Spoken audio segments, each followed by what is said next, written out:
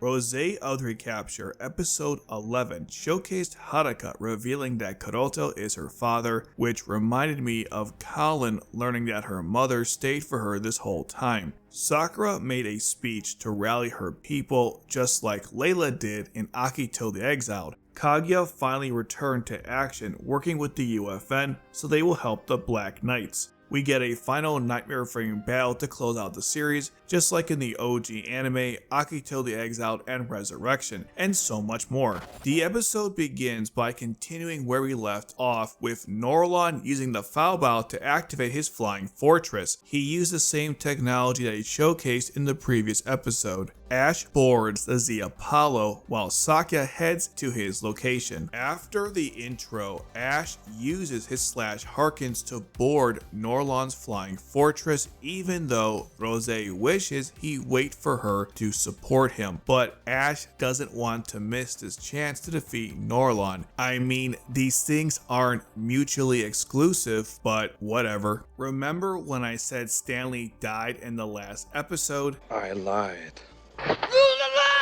He's still alive, at least for now. Stanley sends an email detailing everything about the Falbao, the Lokis, and Norland to the Black Knights before a Loki turns him into a blood smoothie. So now I can officially say, rest in peace Stanley. From the email, Gino learns what the Lokis are and that Norland is controlling them through the Falbao. He sends this data to their forces, then requests clearance to go to the Hokkaido block. Also, and I'm not sure how, but their defenses are nearing their limit. By the way, if you are enjoying the video and finding value in this content, then please like the video and subscribe to the channel. Even though this series ends next week, I have plenty of future content planned covering it, including tier lists, analysis videos, comparisons to other anime, including the original, and there's so much more where that came from. So please show your support to allow me to continue to do this. Now, let's get back to the recap. On his flying fortress, Norland runs into Catherine,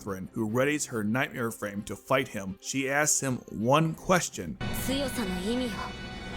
Then we see that Walter and Sakura have escaped the mansion using Nightmare Frames. They also have some Neoportean forces accompanying them. Sakura decides to go back to the front shrine. Then we head back to the Seven Shining Stars hideout. Kuroto talks to Haruka about why she isn't deploying. Then Haruka makes a request if she can lead the next operation as second in command. Kuroto just says yes, even though Haruka hasn't exactly proven herself to be a competent leader. I guess it takes one to know one. He got you there, friend. She then wonders why Kuroto doesn't even question her request. This leads to the grand reveal at this whole time. Drum roll, please.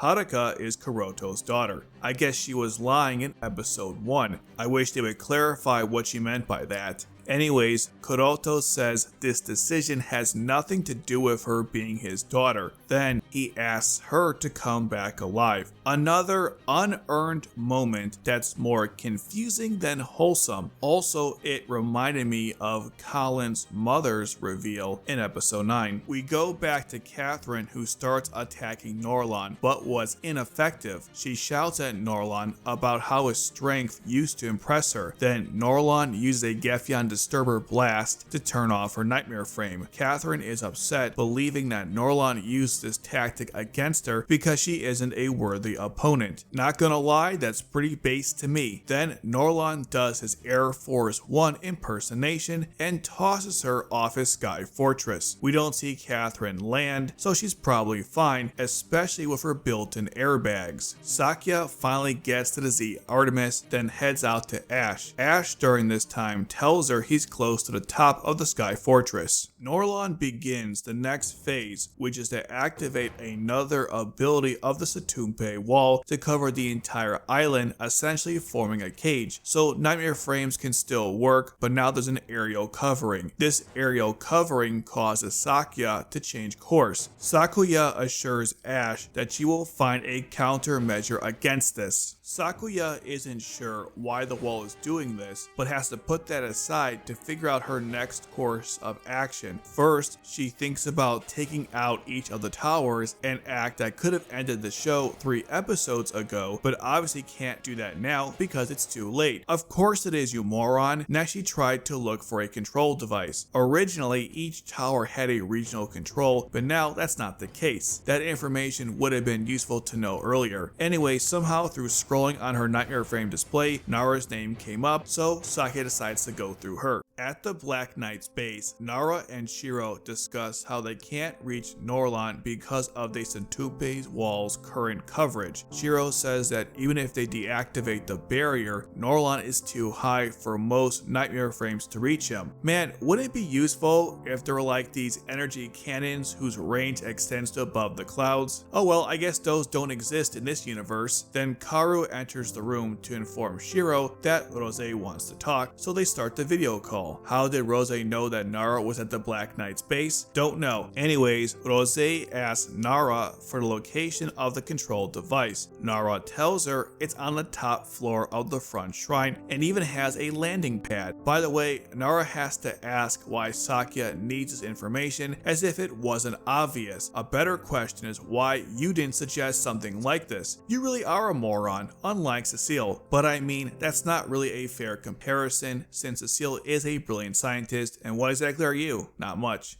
Oh, you're not in the mood? Well, that's a surprise. Ow! Oh well, I'll check back later. Anyways, Sakya heads out to the front shrine. Shiro tells his forces to head out as well, which upsets the dumb chairman. But then, Kaguya thankfully joins the call to let everyone know that she will persuade the UFN to allow this. Roze enters the top floor, then gets access to the Situmpe wall, but runs into an issue where the system doesn't recognize her as Norland and shuts off all power to the front shrine. Roze panics, but then gets a call from Yoko. Yoko then transfers the channel to Kuroto. Kuroto tells Roze that they are going to assist her in deactivating the wall. This is the only time where Sakai was actually useful in being a liaison. Anyways, Roze says there's a specific thing she needs help with. Ash is then shown climbing the Sky Fortress. The operation begins with the diversion team working towards distracting the Lokis while the main team makes their way to restore the front shrine's power. A Loki captures a 7 Shining Star member, and before Haruka can go back and save him, Isao tells her that a leader can't do this because it slows down the whole unit. That's ridiculous since everyone else could go ahead while she does this and catch up to them in 2 shakes of a lamb's tail. In the time Isao told Haruka this, she could have saved that guy's life. Here, Haruka, listen to someone who actually understands what being a good leader is. You might stand a fair chance of getting away if you'd only abandon the injured girl because she's just excess baggage at this point. A ruler's duty is to his people.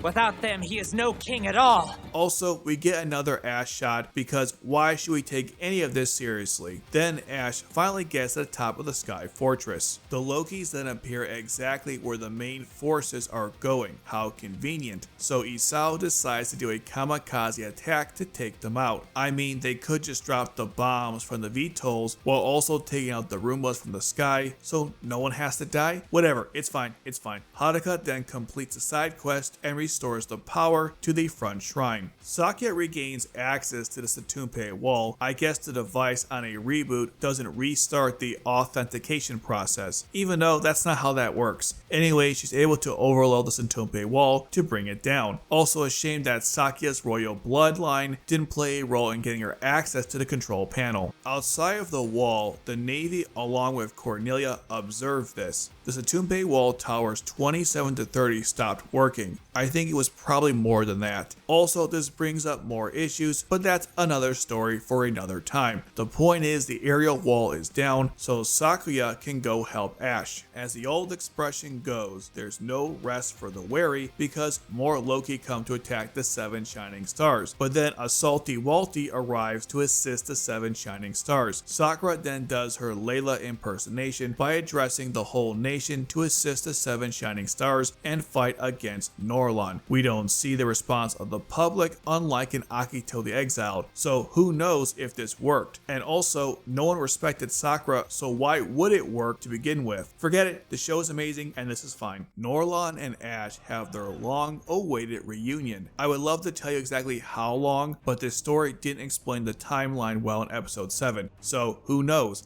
Anyways, Norland tells Ash that the Situmpe barrier only served to buy him time to advance his plan, and then he said the same system was integrated into the Falbout, which explains the Gefyan Disturber beam. Norland claims that his nightmare frame is stronger than all other existing systems. I don't know, the Gurren flight-enabled version had a similar capability, and that was 7 years ago. I would imagine now the Gurren type special is probably stronger than the Falbout. Sakuya heads out to Ash, while Sakura muses that she has done all she can, even though we don't see the results of her actions.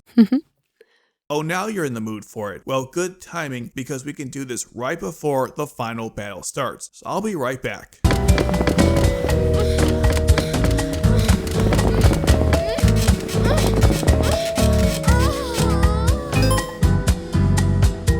Okay, I'm back. Ash ignores Norland's posturing and activates the Magista Zeta. Norland humors Ash in choosing to fight him. Once again, a Kogia series ends with a final Nightmare Frame battle. Ash's one-note tactics don't work against the man who trained him. Who knew? Therefore, Norland had the upper hand during this fight. Norland knocks Ash outside the palace, so the battle continues outside of it. Ash tries one last move, which is to jump in front of the Falbout as it fires the Gefyan Disturber beam. Okay, and as an added twist, the Nightmare Frame head spins, revealing a different head that has a built-in Gefyan Disturber beam. Both shots render the Z Apollo and Ash useless. Norland then activates the Falbout's Titan mode, which includes a new kind of energy wing system. Then he flies in the air, holding the Z Apollo. Then he drops Ash from the sky. Roze is on her way, but can't get a hold of Ash, but sees him falling in the distance. At least, I think she sees him falling. She still tries to reach him, but can't. During this, we see Norland flying in the sky in the Falbout's Titan mode, and the episode ends. If you turn your brain off, then this episode had some awesome Nightmare Frame action, especially the Falbout, and some other awesome moments sprinkled within. Turn your brain on, and reality sets in that this episode opens up all the plot holes in one instance, like a wounded soldier in surgery. Combine that with the rushed nature of the episode and more last-minute character development, then you have possibly the worst episode in the series. The crazy part is, we still got one more of these to go, and I can't see how they are going to wrap up everything nicely in one episode. But hey, who knows? Maybe they'll surprise me. Let's be honest though, that's probably not going to be the case. That was the worst thing I have ever seen. And I was in Nam.